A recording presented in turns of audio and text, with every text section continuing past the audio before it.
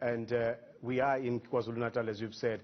And the former president, Jacob Zuma, is a very popular figure in these parts. And I know that for the ANC in this province, they've had a tough job trying to contain some of his supporters, but also trying to convince the former president to comply with the order of the Constitutional Court. And talking of threats of anarchy and violence, we saw this afternoon the shutdown at Stenga KwaDukuza, as it is now known. But to talk more about these issues, we are joined by the man who is the premier of this province, but also chairs the ANC in KwaZulu-Natal, Premier Sihle Zikalala.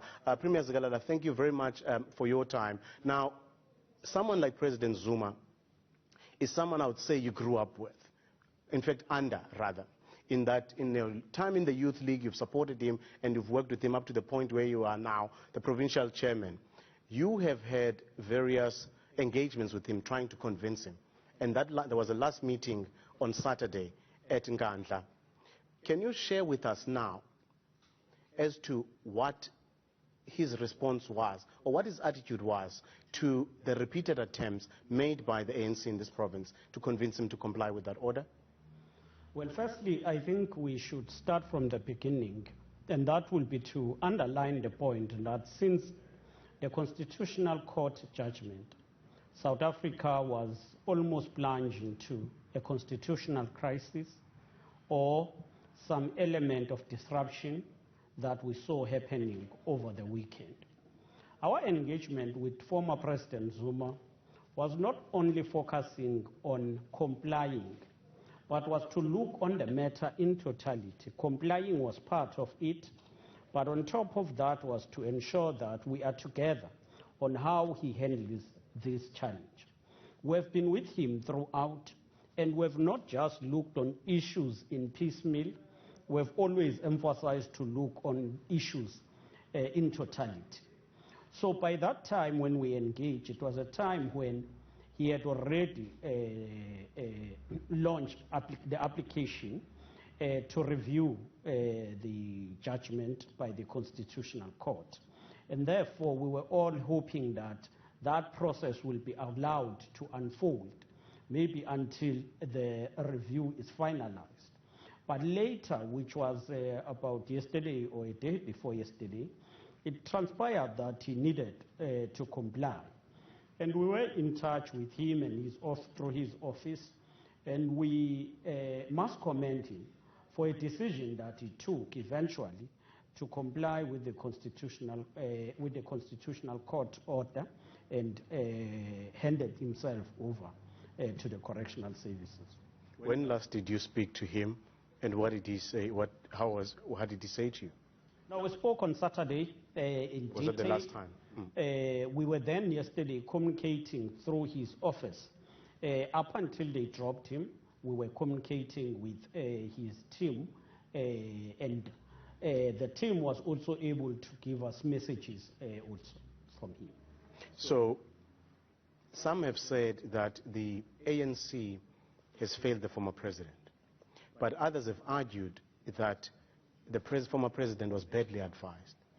Do you believe he was badly advised? Well, I wouldn't want to just stick on badly advised, but I think the whole issue of not going to the commission affected him in a way, because he never, and he has always been clear that he wanted to go to the commission. But the problem was that he applied for the chairperson of the commission to recuse himself, and unfortunately for us and him, the chairperson didn't. And therefore, he wanted to take that process further as he launched the application on that. So he was always hoping that that matter will be resolved first before the implementation of the Constitutional Court judgment. But I understand that even though those processes were unfolding, the ANC, in line with the decision of the ANC nationally, was always that rather convince the former president to comply, notwithstanding the fact that he was there have been some appeals. In fact, there's still that matter that will be heard on Monday. Hence, I go back to the issue of some of the advice, and not just legal advice, but also the people around him. That's what some people have said, that perhaps he may not have been getting the kind of advice that is required, that could have averted the situation. Yes, that is possible on one hand. That Do you believe it? It's not a question of believing, because I would say I believe it, but it's a perception. Sure. And the perception needs to be examined and verified properly. And in this case, what we want to stick on are facts. What happened and what was the outcome. In this case, there was a judgment, and he eventually complied with that judgment, and we would want to thank him for that, because it helped to avert the crisis that we're facing. Now, KwaZulu-Natal obviously is the focal point now, and much has been said about shutting down of the province and unleashing of anarchy throughout the province. And I know that the ANC, in its special NEC statement over the weekend, referred to that particular matter. And we saw today those incidents coming out of KwaDuguza. Do you believe that there are some people within the ANC in this province who are fueling that anarchy, or who are behind those plans to create some kind of or perception of unrest? There was a mobilization leading to what we saw over the weekend. That mobilization took place in KwaZulu-Natal. Majority of people came from KwaZulu-Natal, but they are not only from KwaZulu-Natal. They came also from other provinces. And that's why, as the NEC, we said we will need to go to structures and engage our structures on this issue. Engage them and give them, the engagement must also allow them space to express their views, their anger, but at the end we must find each other on unity of the ANC, on ensuring that the ANC continues to work as one organization, and we must then be able to address other people who are angry and who are pained by this decision, because we cannot undermine the fact that this has affected and divided the society, not only in KwaZulu-Natal, but throughout the country. But as the ANC in the province, I'm sure you're playing that delicate, you have that delicate scenario of trying to ensure that ANC members comply with the decisions of the party, but at the same time, you are talking about anger. Does that then suggest that you will not be going after those individuals who you are saying were behind some of the mobilization that we're talking about? Well, those who have undermined the constitution of the ANC, transgressed, and those who put the ANC in disrepute, as the NEC said, they will have to be taken to disciplinary process. That is the NEC decision. It must be followed. But that does not put aside the need to engage with the society and to engage with the ANC membership. There are those who are hurt, and they have not expressed themselves. They were not there in Nkandla. Yeah. Allow them in the structures of the ANC to express themselves. There are those who were there in Nkandla who only participated through breaking the rules of COVID-19. If they are not dealt with by police in the ANC, we must sit with them, listen to them, and address them on that, on its own. Are the threats of anarchy real? Well, we would not want to say they are real or not. Any threat needs to be attended, from the causal factor to how it expresses itself, and find a solution. And the ways we have used to address all threats, especially threats that comes with mobilization, is to engage with those affected sectors, but two is to allow the law to take its course. So we always engage and engage. But if someone would want to render the country and the province into a banana republic, we don't agree with that. Engagement must prevail, unless if it doesn't prevail, then the rule of law must prevail. Now, obviously, you're talking about people who are pained by the incarceration of the former president, and some have even been quick to advance the argument that perhaps he should be afforded a presidential pardon. Do you support that view? As a view, I believe if he qualifies for the criteria, it will be correct to afford him that either the presidential pardon or the parole, but at an appropriate time, and I would not want to debate that issue as if I'm imposing it on those who are eligible to discuss it. There are authorities, but that is the idea that can solve problems for the country. But you've always argued as KwaZulu-Natal that you have a unique situation in the country, in that you have a former president living in your province and who is a very popular figure. And I would argue that at some point, the ANC, in fact, I recall in 2009, the former provincial secretary saying that the Zuma factor would be a factor in the elections in 2009. And we saw the ANC grow over the years. Would you accept the criticism that that kind of mobilization is what led to what some have termed the cult of personality that developed around the former president? I wouldn't say so per se, but the role he played. Because some of us are not engaging with him as an individual. We are engaging with him as a revolutionary, a person who participated in the struggle, a person who worked with us in various regions in KwaZulu-Natal to bring peace. A person who was able to penetrate rural areas and mobilize for the ANC. So besides looking on him around what you are saying, the personality cult, which is dangerous in a revolution, but we looked at him as one of those who is able to mobilize, who is able to interact with the people at a ground level.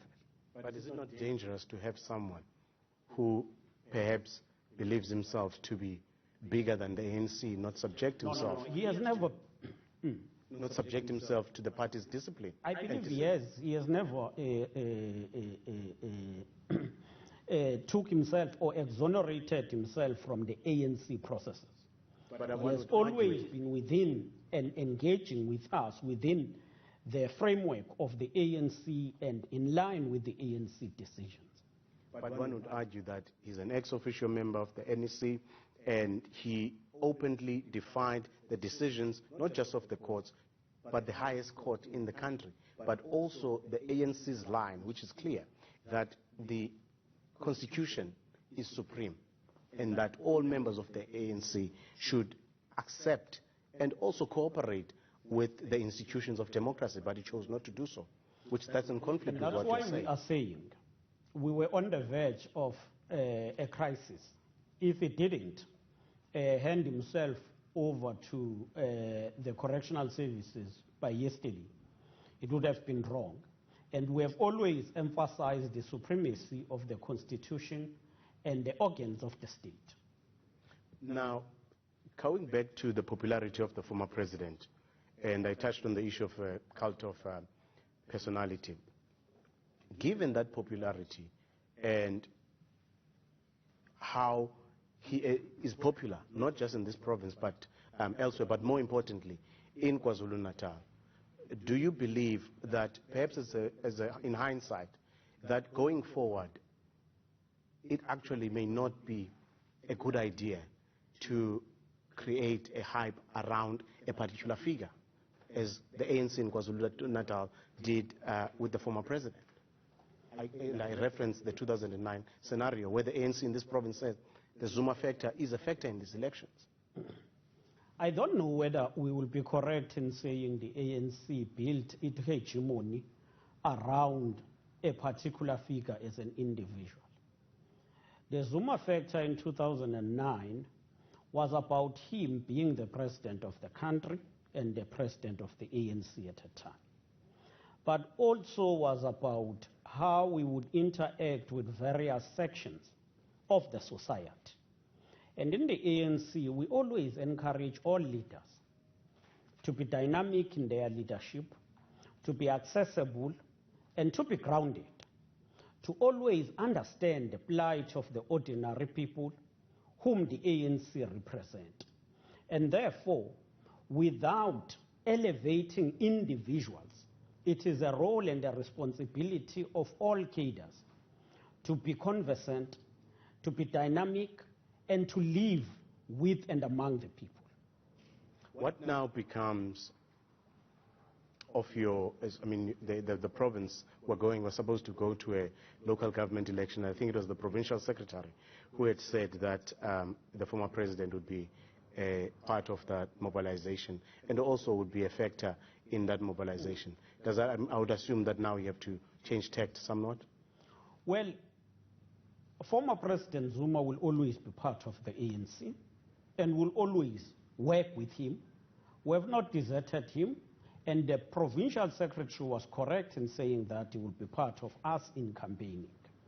The fact that he's incarcerated, deny us that access and that mobilization. But the ANC will go out to mobilize people to go and vote for the ANC. We are ready for the local government elections. We are going through processes internally, and we believe that once the processes are finalized, we will all hit the ground running and campaign. Now, we saw thousands, I would say thousands of people gather in Nkandla over the past few days, and with disregarding COVID-19 protocols, and we're in the middle of a third wave in the country. Given what has happened in Nkandla and the ripple effect of such spreader events, what has the province done, or do you have any plans, or is there any indicator of the results in terms of the COVID-19 infections that reflect that perhaps that event could have spiked cases in this province? Well, let me start by making maybe one reference. When His Majesty the King passed on, we had a situation where Mabuto and lots of people gathered around the royal palaces, not one, almost all of them, thousands, mourning. Nobody called on them to go there. They did so because the calling was the departure of their king.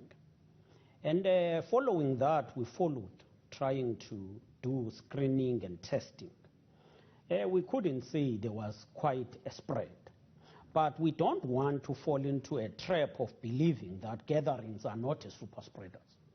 Gatherings are super spreaders of the pandemic, and we will always discourage people from being overcrowded. And that's why we are saying all people should not, and even that gathering, we have been clear in saying that it should have not proceeded the way it happened, because it undermined the regulations.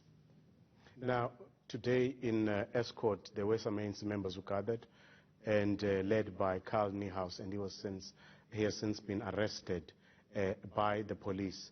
I'm sure as a leader in this province, you would welcome such a development. Well, we note that development. I haven't been informed of it as yet. We will follow it and then make a reflection.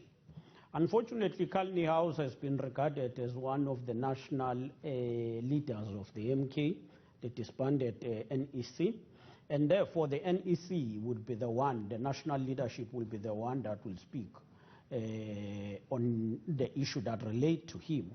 But what also we know is that he is suspended from the ANC. All right. Thank you very much for your time. Now, Kathy, as you could hear, that was the Premier of KwaZulu-Natal and the Chairperson of the ANC in this province. And of course, the better part of that interview concentrated on the big story of the moment, which is the incarceration of the former president, Jacob Zuma. I guess you could hear all for yourselves on touching on all of those topical issues. And I guess he has a big challenge in this province as he takes the ANC to the election. And